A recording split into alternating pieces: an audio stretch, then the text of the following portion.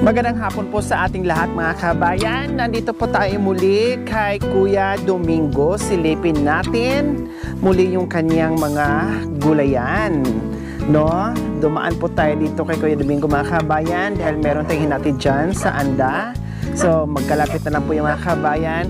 Naisipan namin na tara daanan nga natin dahil nasarapan kami sa mga gulay ni Kuya Domingo na talagang fresh from the farm po. Diyos ko, ang sarap ng kanyang kalabasa mga kabayan. Kailan namigay din ako. So, nandito tayo. Wow! Ayun po pala si Kuya Domingo mga kabayan. Naglilinis. Ayun po, tara puntahan natin.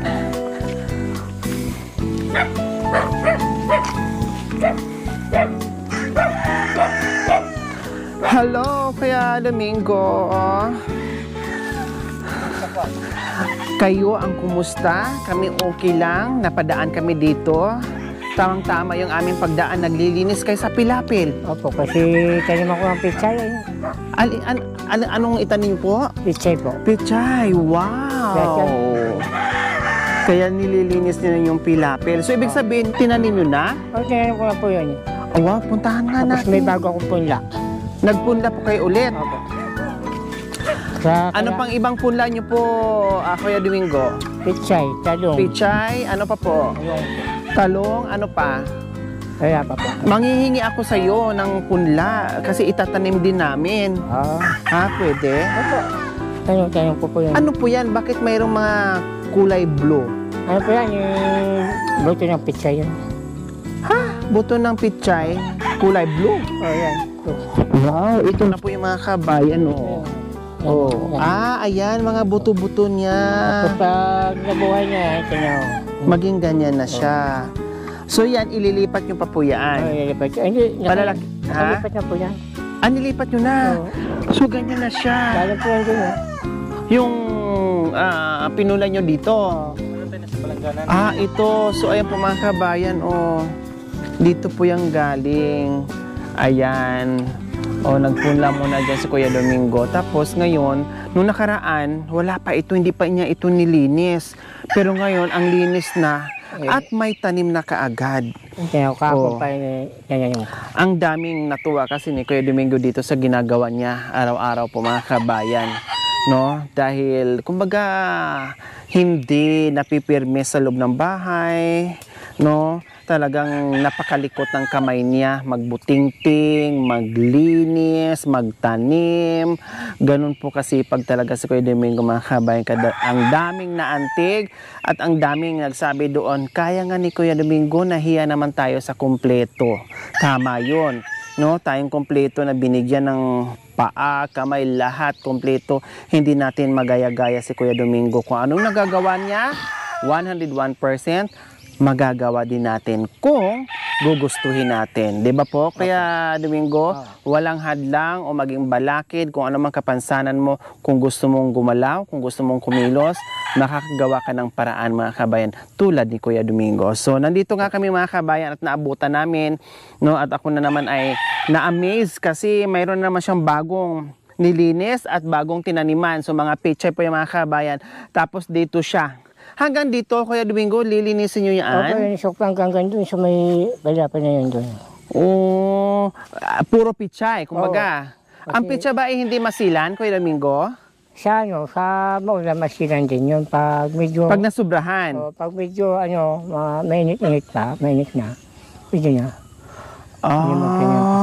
Akala ko yung pichay sa taglamig lang, tagulan, hindi pala. Naaano din siya, namamatay din pag nasubrahan, nalulunod, kumbaga. Yung sakto lang. Sakto lang nga, umulan, uminit. So ano pa ibang pula nyo po, Kuya Domingo? Po, talong. Talong ano pa? Tapos sili. Sili. Ano po? Patingin, ayan, tingnan natin kung anong ibang punla ni Kuya Domingo. Ito po, talong po yan, Ito, ayan, talong. Gubay pa lang eh. Ayun, so meron na nga, meron ng umusbong kunti-kunti. Tapos ito, Kuya Domingo. Sili po yan. Sili. Ano pang ibang napunla natin? Sili po muna kasi... Ito. Wala kang mga, kalabasa? Kaya pa, mag-umpisa pa ako ngayon, kasi mauna kasi kaya hindi ko gano'n na maulan. Pag sobrang ulan naman din, hindi rin pwede yung kalabasa. Oo. 'Di ba? Mamamatay din sila. So tingnan niyo naman yung itong ano ni Kuya Domingo, improvise na anong tawag dito? Pangdilig, yung ganyan 'Di ba? Nakita niyo nung unang episode natin na ito yung ginagamit ni Kuya Domingo pang ganyan niya. Linis ko to para yung damo mawala. Sigapangan pa ito ng ng mga uod. Pag pumunta ito yung mga uod, pupunta sa mga pitsay. Sa tanim, kakainin. Oo. So ayan po mga kabayan, biro nyo po, kayang-kaya maglinis ng pilapil si Kuya Domingo. Tama nga naman siya mga kabayan, pag hindi niya nilinis dyan, at dito lang banda sa taas yung walang damo, pupunta nga naman. So useless, sayang yung mga pananim niya, nakakainin lang ng mga uod. So kaya nilinis muna niya yung pilapil, syempre, para hindi gagapang yung uod dyan. Hindi sumasakit ang kamay nyo, Kuya? Hindi. Saka Or maglagay ka ng medyas, tela. mayroon po ako yung medyas. Meron ka, nilalagay dyan. Medyas ko muna.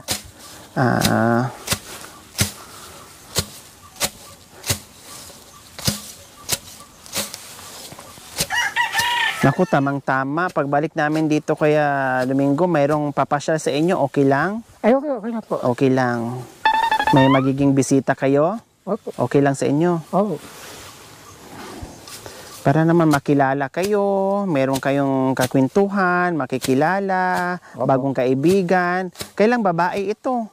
Ay, walang po yan. Walang problema, babae, lalaki, no? Opo. Walang problema yun. Ang importante, may bagong kaibigan, no? Opo. Yun. Tamang-tama. Hindi po kayo namimili. Ay, hindi po. Lahat. Opo, kasi yung pumunta rito. Welcome. Opo. Ganyan kabait si Kuya Domingo. Welcome lahat dito, kahit sino. Babae, lalaki, tibo, biki, lahat. Ano po yun? Basta bisita ay kayang harapin niya ni Kuya Domingo. Mas masaya nga si Kuya Domingo pag mayroong bisita ay may kausap. Opo. Pag dito natulog, okay lang din. Okay lang po. Sure kayo? Oo, basta huwag nang tumabi sa akin. Dahil pa po yun pag tumabi sa akin. Grabe naman kayo doon. Ito, may precaution ka agad. Huwag tumabi. Opo eh. Okay lang yun, di tumabi. Basta sa loob pa rin ng bahay. Huwag yung patulogin sa ilalim ng silong.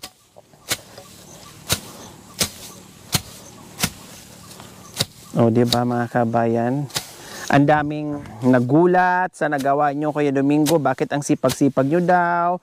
Ang daming humanga, no? Na talagang sabi nila ay grabe daw kayo, napakasipag nyo. Hindi nyo iniinda yung kapansanan nyo.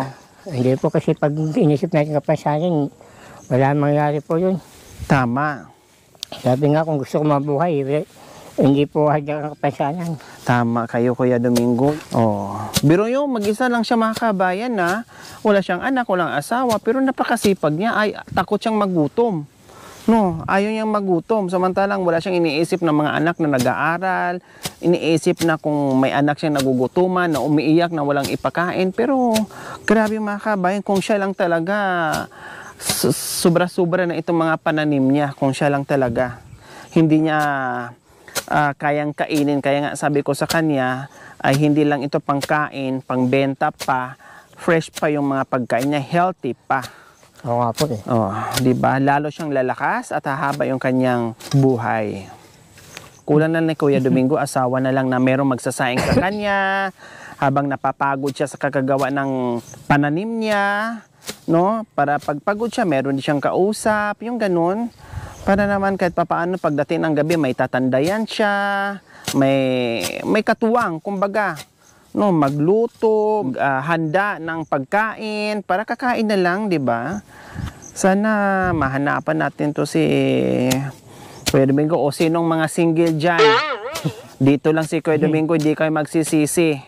Talagang hindi kayo magugutuman. Basta alagaan nyo lang din. Marunong lang din kayo mag-alaga. Hindi kayo pagugutuman. 101% talaga hindi kayo magugutuman. Pero sana suklian nyo din na yung maalagaan nyo yung pagkain niya para lalo siyang lumakas. Kaya wanted dyan sa mga single. Nandito lang kami. Kontakin nyo lang ako at ibisitahin natin si Kuya Domingo. Ano bang type nyo, Kuya Domingo?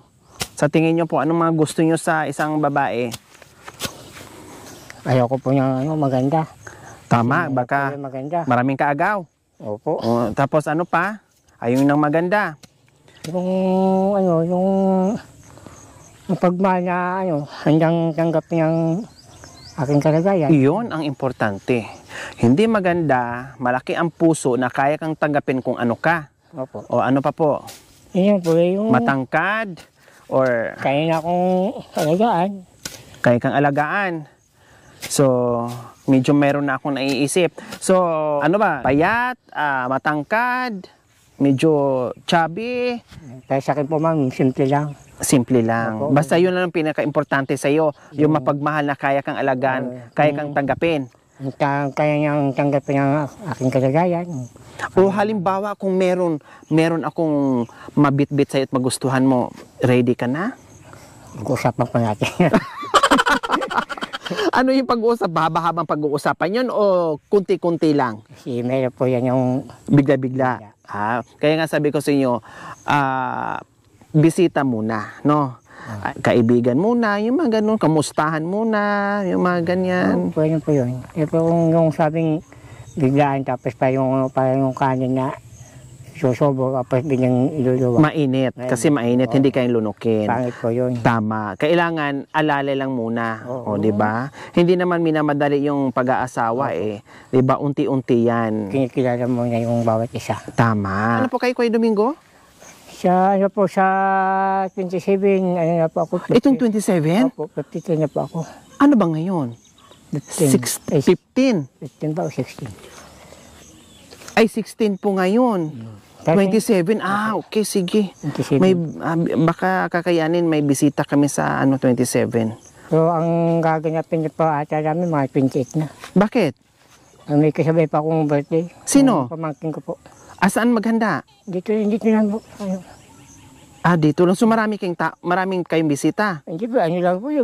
Kami lang po yun. Bali makikisabay na lang kayo, parang ganon.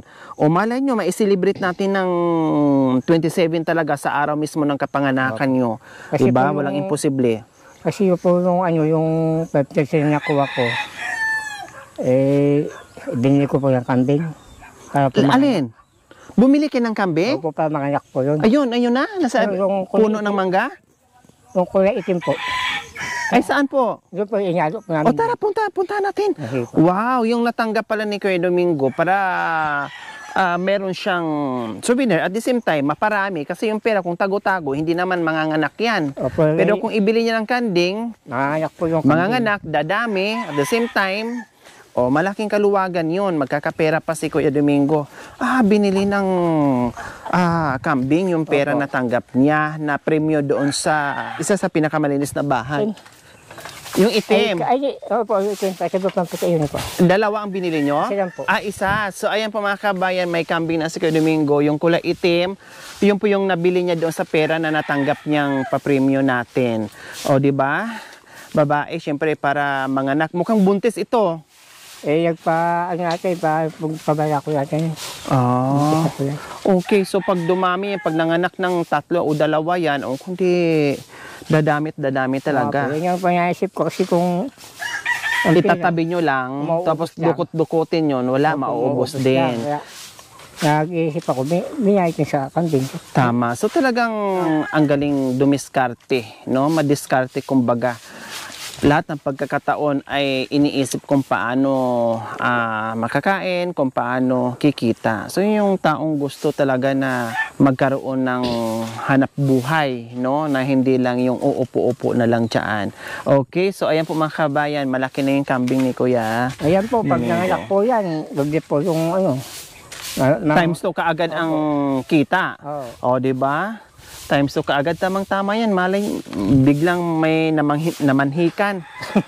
O may ikinasal, kundi meron na tayong kakatayin. Joke lang. Sayang. Palakihin natin, padamihin natin kasi sayang. Ayun po, may kambing po, may lalaki oh. Nagwawalis. Ah, nasa loob ng kubo. Po? Ay wow, kasi ano, pang binhi. O, pambingi lang O, pang ano nyo. Bigyan nyo ako ng ano, kuya ha. Ano Pag po? madami, Papasig po. itatanim ko.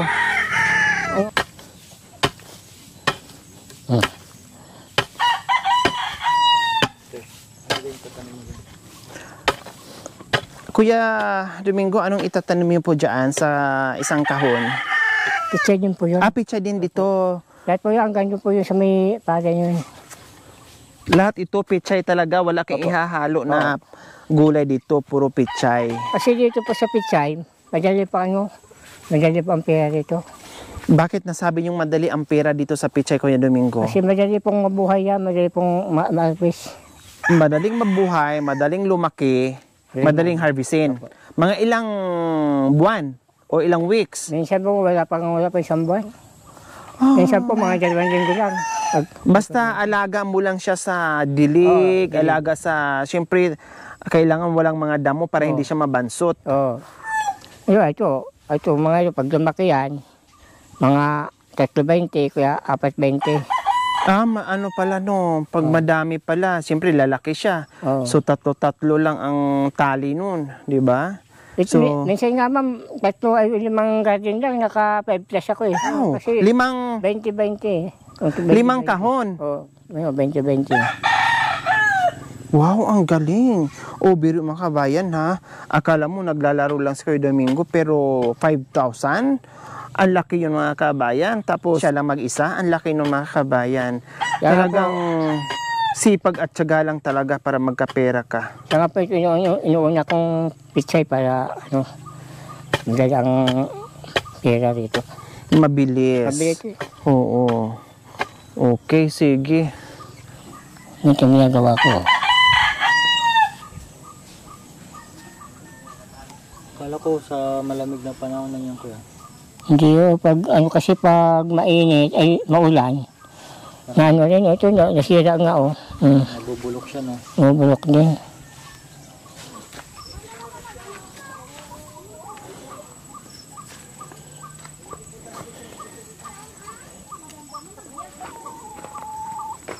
Ginagamitan nyo ng pangtusok, kuya.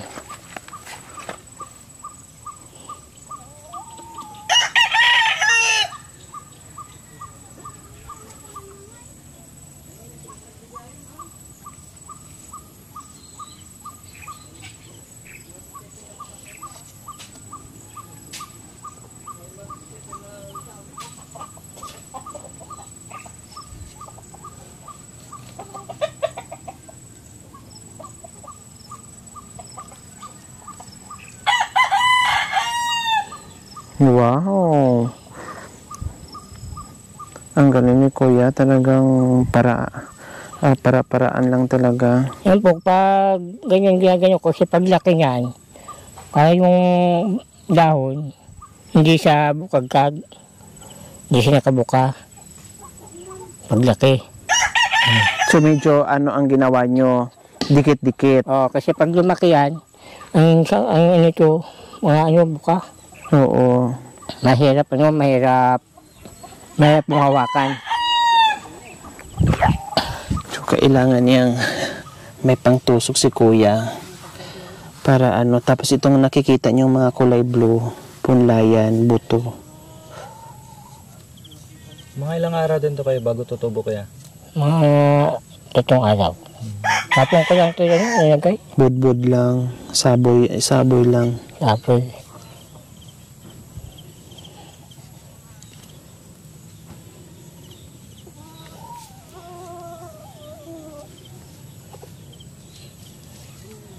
sakto.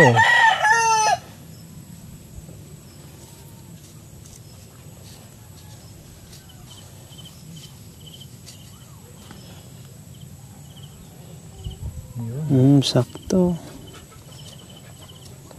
Yan po yan. Wow. Sabi ma'am? Puno yan, oh. Ay ko. Nung nakaraan mga kabayan, puno to. Pero matagal pa itong maubos. Ay, may taga pa yan. May po yan, mahaba pa. Malalim pa yan. Malalim ito mga kabayan. Wala po. Bakit wala na yung kawayan dyan kuya? Nilagyan na. Ilalis ko muna kasi ito ang tagulan niya. Pag tag-init naman, lalagay ko yan dun. Ayan, magdilig tayo. Yung patula mga kabayan, malaki na. Pero ano pa yan, kailangan pang palakin at pahabain. Ayun, marami doon sa loob. Ayun, palakihin pa ni Kuya Domingo. Kasi alanganin pa. Yung kalabasa, Kuya Domingo, kumusta? Ano pa yan, medyo ano na. Panibagong lang pa ako. Magulang na. Oo.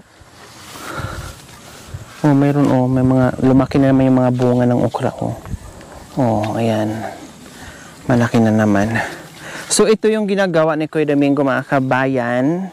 Yung pagdidilig niya. So, ganyan. Ganun ang gagawin ni Kuya Domingo, di ba po? Ganyan. Di ba? Kasi wala siyang pambiling ganito.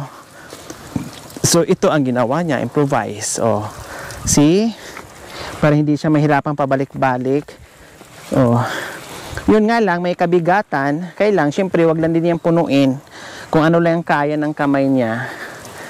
Kasi kung pupunuin niya, ngawit siya. O kaya mahirapan. See? Galing, no? Ganyan. Ganyan lang po mga kabayan. Ang galing gumawa ni Kuya Domingo ng paraan. Lahat ng bagay, kahit anong klaseng bagay mga kabayan, ay talagang walang mahirap sa kanya. Lahat napaka-easy. Tama Kuya Domingo?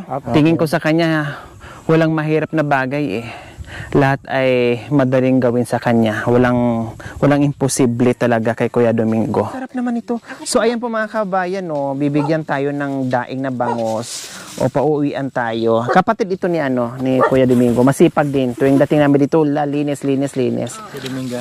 Si Dominga ito, hindi to si Domingo. Huwag mo nang ubusin. Kunti lang. Marami po kami. Ay, sure ka? Opo.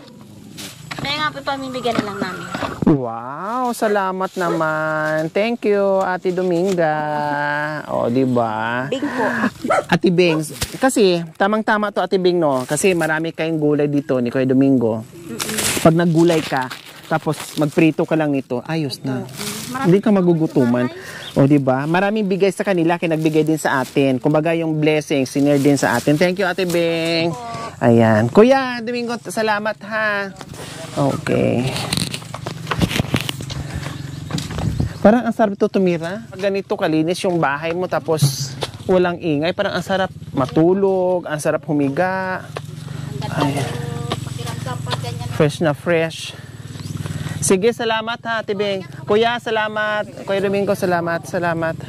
At mayroon din kaming ibibigay sa kanila na shell kasi galing kami sa Anda kay Ate Mylene, yung batang may colostomy, nagpauwi sa amin ng shell.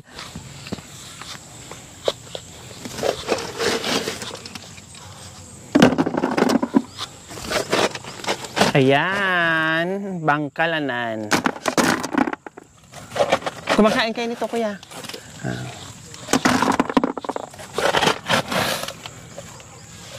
Nakakatuwa, no? Ang dami. Masarap kasi yan sa bawan, lagyan ng tanglad, tapos luya. Ito, yung ganito, kumakain kayo nito, kuya? Ha? Masarap? May tanglad kayo dyan? Meron po. Tamang-tama. Tanglaran nyo, tapos luya. Ha? So, ayan po mga kabayan, ang binigay sa atin nung galing tayo ng Anda kanina sa Anda, no? Ayan, Bangkalanan. Ay, Bangkalanan. Bangkalanan. Bangkalanan. Bangkalanan. Bongkala. Bongkala.